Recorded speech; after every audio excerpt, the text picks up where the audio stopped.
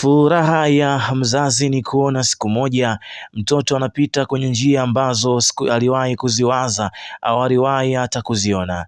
Ni furaha zaidi pale anapokuwa anapita kwenye njia hizo alafu anakuwa anafanikiwa. Mzazi anakuwa hana kingine cha kujivunia zaidi ya kuweza kujivunia njia zake ambazo alizitumia kuweza kufanikiwa pale ulikofika.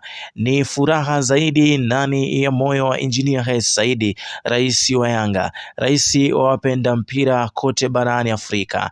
Amelishika kombe la mwaka 2024-2025 NBC kwa mara ya 4 mfululizo.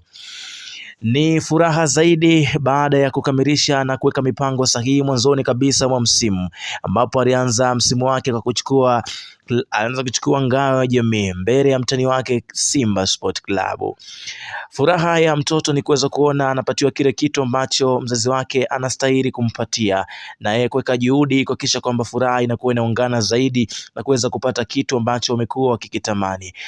Sasa hivi kila ukigusa moyo mwana Yanga una furaha ambayo haielezeki, lakini ukigusa furaha ya Engineer Hersi Said huenda iko mara 100 ya zaidi ya hao ambao wamekuwa wakifurahia, na inakuwa furaha zaidi na faraja sio na kifani mbele ya Garib Said ambaye ameweka pesa nyingi, ameamua kutupa pesa zake kwa wananchi ili kuhakikisha kwamba furaha inarejea. Ni Simba Sport Club ambayo yenye huzuni muda huu, na Young Africans ndio ambao wenye furaha na ambayo imekuwa haielezeki.